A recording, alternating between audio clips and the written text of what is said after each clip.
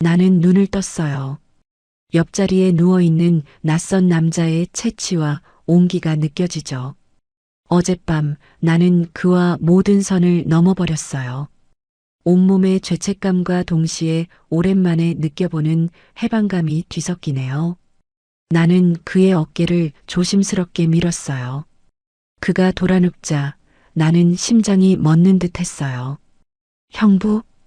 20년 동안 형부라는 호칭으로만 불러왔던 남자, 전 남편의 형, 정우가 지금 내 옆에 누워 있어요. 그의 얼굴은 평소와 다르게 잠에 취해 평온했지만 어젯밤 우리의 격렬했던 기억이 파도처럼 밀려왔어요. 내가 이혼하자마자 나를 찾아와 모든 경계를 허문 남자. 아, 이제 돌이킬 수 없어요. 이 사건은 생각보다 많은 이혼 여성들이 몰래 겪는 감정의 그림자와 닮아 있을지도 모르겠어요.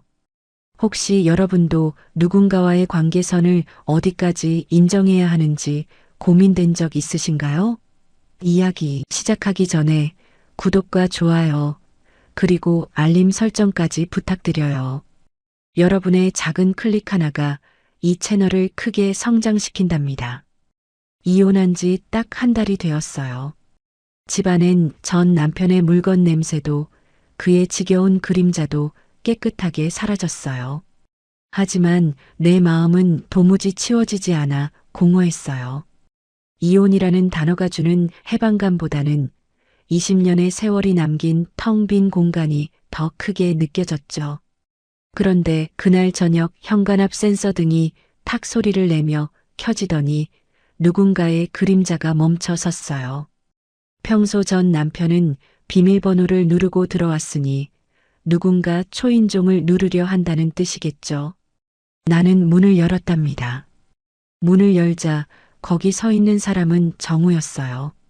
20년 동안 내가 늘 형부라고 불렀던 바로 그 남자 말이에요. 그는 조용히 마치 오래전부터 그 자리에 서 있었던 것처럼 말했어요. 민서야 혼자 있을까봐. 그냥 너무 걱정돼서 왔다.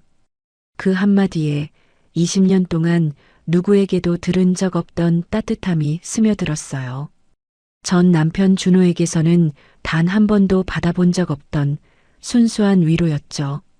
그의 눈빛은 흔들림 없이 나를 바라보았고 나는 그 눈빛에서 숨겨왔던 어떤 감정을 엿보는 것 같았어요. 그때부터 이미 위험한 예감은 시작되었어요. 이 남자가 내 삶을 송두리째 흔들 것 같았거든요. 정우는 그날 이후 일주일에 두세 번씩 나를 찾아왔어요. 마치 나의 삶에 의무적으로 배정된 보호자처럼 말이에요.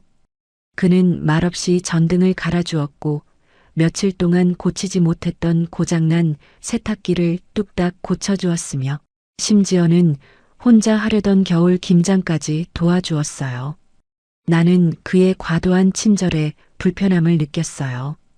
형부, 굳이 이렇게까지 안 해도 돼요. 이제 남남이잖아요. 나는 선을 그으려 노력했어요. 왜 굳이야? 너 이제 혼자인데. 너는 내가 20년 동안 곁에서 지켜본 사람이야. 이제 내가 챙겨야 할 사람이 나 말고 누가 있겠어. 그의 말투엔 이상한 단호함과 소유욕 같은 것이 있었어요. 나는 그의 말에 반박할 수 없었어요. 하지만 오랜 시간 무너져 있던 내 자존감과 외로움을 누군가 이렇게까지 헌신적으로 챙겨준다는 감각은 너무나 달콤했죠. 나는 그에게 의지하기 시작했어요. 그러던 어느 날 밤 김치 냉장고를 정리하던 정우의 손이 내 손등을 스쳤어요. 아주 짧고 찰나의 접촉이었지만 그 순간 우리는 동시에 동작을 멈췄죠. 그의 손은 김치통을 잡고 있었지만 떨리고 있었어요. 민서야. 그는 나지막이 내 이름을 불렀어요. 형부, 저희 이런 거 아니잖아요. 저희는 넘으면 안 되는 선이 있잖아요. 나는 떨리는 목소리로 말했어요. 아니지. 그런데 정우의 목소리가 떨렸어요. 난 너가 이혼한 거 기쁘면 안 되는 건데 자꾸 그런 생각이 들어. 너를 드디어 내가 온전히 챙길 수 있게 되었다는 그런 이기적인 생각 말이야. 민서는 숨이 멎는 듯 했어요. 형부가 20년 동안 이런 마음을 품고 있었다고? 집안 관계의 금기. 너무 위험해서, 너무 가까워서 그래서 더 치명적인 감정이었죠. 그날 나는 그의 눈빛 속에서 금지된 사랑을 보았어요. 준호 전 남편은 이혼 후 연락하지 말자고 해놓고 정우가 나를 챙긴다는 소식을 듣자마자 득달같이 찾아왔어요. 그는 여전히 나를 자신의 소유물처럼 생각하는 듯 했죠. 문을 열자마자 준호는 버럭 소리쳤어요. 형이 여기 왜 와서 내 전처를 챙기는 거야? 정우는 어깨를 펴고 단호하게 말했어요. 그럼 내가 와서 내가 버린 사람을 하든가. 내가 버린 사람이잖아. 나는 숨을 삼켰어요. 두 남자의 눈빛이 살벌하게 부딪혔죠. 준호는 정우를 향해 이를 악물었어요. 형 설마 민서한테 감정 생긴 거 아니지? 그건 진짜 가족 배신이야. 형수님 얼굴을 어떻게 보려고 그래? 정우는 대답하지 않았어요. 그 무거운 침묵이 모든 걸 말해버렸죠. 준호는 미친 듯이 외쳤어요. 형, 그 여자는 내 전처야. 형이 손 떼면 안 된다고. 이건 윤리적으로도 문제야. 나는 그 말에 피가 거꾸로 흐르는 느낌을 받았어요. 나는 이제 누구의 아내도 아닌데 왜 여전히 그의 소유물처럼 취급되어야 할까요? 그날 이후 준호는 내 주변을 맴돌기 시작했고 정우는 그것을 더 이상 참지 않았어요. 정우의 행동은 나를 지키려는 본능이었지만 이 상황은 모두에게 비극적인 파국을 예고했어요. 준호가 밤늦게까지 내 집 주변을 서성이다가 유리창을 두드리는 일이 잦아졌어요. 나는 무서워 신고할까 고민하던 순간 뒤에서 정우가 나타났어요. 마치 수호신처럼 말이죠. 준호야, 지금 당장 가. 너는 이제 민서에게 상처만 줄 뿐이야. 왜? 형이 무슨 자격으로 나한테 명령해? 정우의 목소리는 단단했어요. 민서를 지킬 자격. 그건 너 같은 비겁한 남자가 아니라 나야. 내가 20년 동안 곁에서 지켜봤잖아. 민서의 심장이 철렁 내려앉았어요. 정우가 이어 말했어요. 난 20년 동안 너보다 민서를 더 아꼈어. 내가 민서를 힘들게 할 때마다 내가 얼마나 괴로웠는지 너는 몰랐을 거야. 그날 이후 나는 정우의 마음에서 도망칠 수 없게 되었어요. 그는 나를 20년 동안 짝사랑해온 셈이었죠. 하지만 형부라는 호칭은 여전히 우리를 얽어매는 무거운 족쇄였어요. 정우는 나를 멀리하지 않았어요. 오히려 더 가까워졌죠. 거실에서 책을 읽다 그의 손이 내 어깨를 감싸는 순간 나는 떨리는 목소리로 말했어요.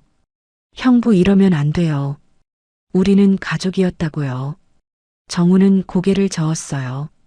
형부 아니야. 이제 그 호칭 듣기 싫어. 민서야. 너 힘들 때 가장 먼저 생각나는 사람이 나였으면 좋겠다.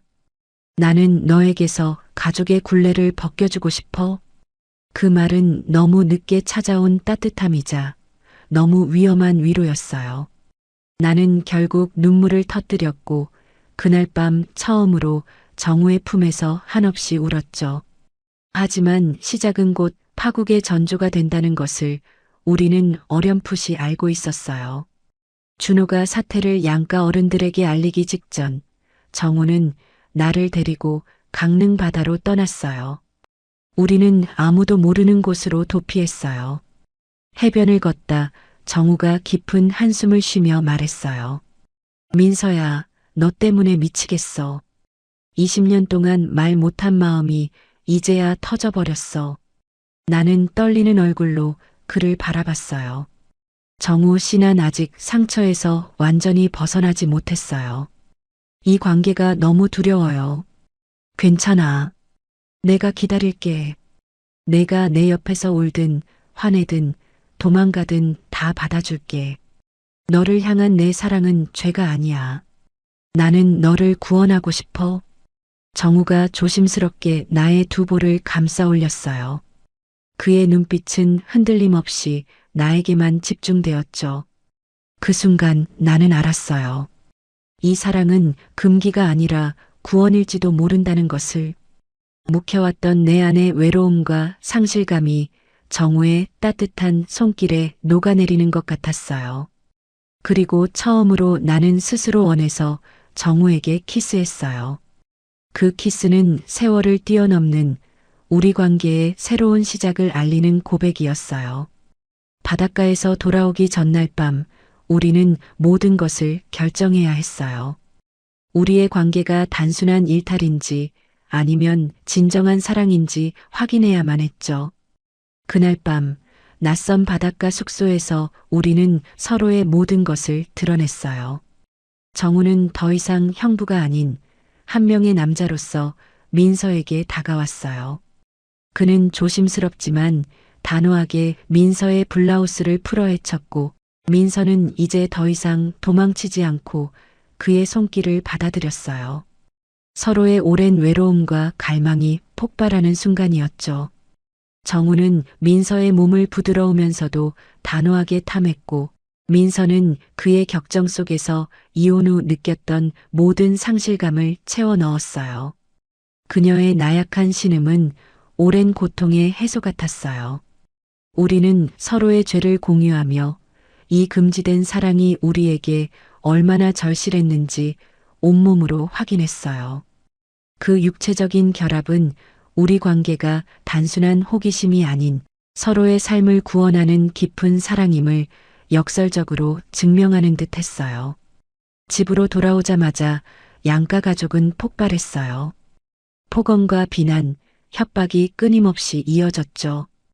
이혼한 전처와 형의 관계는 가문을 뒤흔들 충격적인 스캔들이었어요.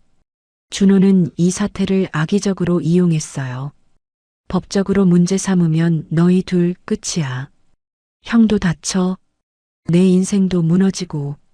민서 너는 결국 돈 때문에 형에게 붙은 거잖아. 그는 민서에게 다시 돌아오면 모든 것을 묻어주겠다고 협박했어요.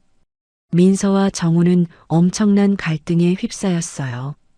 정우는 모든 것을 포기하고 민서를 지키려 했지만 민서는 나 때문에 정우 씨가 가족까지 잃고 죄인으로 살아서는 안 된다고 생각했어요. 죄책감은 우리의 사랑을 갉아먹기 시작했죠. 고통의 시간을 보낸 후 우리는 결론을 내렸어요. 이대로 도망치거나 숨어 사는 것은 우리에게 진정한 행복을 주지 못할 것이라는 것을. 우리는 모두의 사랑을 위해 먼저 각자의 위치에서 진실을 마주하기로 결심했어요. 나의 외로움 때문에 다른 사람들의 삶까지 파괴할 수는 없다는 생각이 들었죠. 우리는 양가 가족을 한자리에 모았어요. 그들의 비난은 예상했지만 이번에는 피하지 않았어요. 정우와 나는 각자의 위치에서 진실을 마주하기로 했답니다. 민서는 가족들에게 자신의 삶을 스스로 선택할 권리가 있음을 단호하게 선언했어요. 저는 이제 누구에게도 기대지 않고 저만의 삶을 찾아 떠나겠습니다. 저의 선택은 정우 씨 때문만이 아니라 저의 행복을 위한 것입니다. 정우는 가족들에게 내 아우가 행복하지 않게 한 민서를 내가 사랑하는 것은 죄가 아닙니다.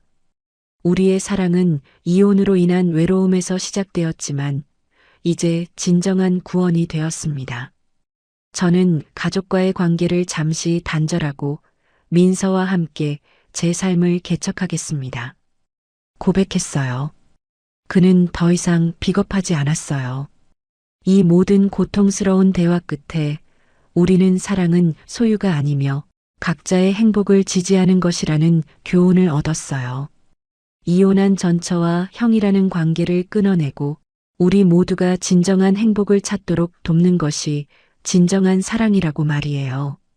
가족들이 모두 돌아간 후 민서가 정우를 바라보며 조용히 그러나 단호하게 말했어요. 정우 씨, 저는 이제 당신의 전 남편 가족이 아닙니다. 저의 삶에 오세요. 형부도 아니고 누구의 형도 아닌 오직 정우라는 한 남자로서 저와 함께 걸어주세요. 정우는 민서의 손을 꼭 잡았어요. 그의 눈빛은 확신으로 가득했어요.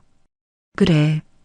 이제부터는 내가 선택한 사람, 오직 너만을 사랑하는 정우로 살게.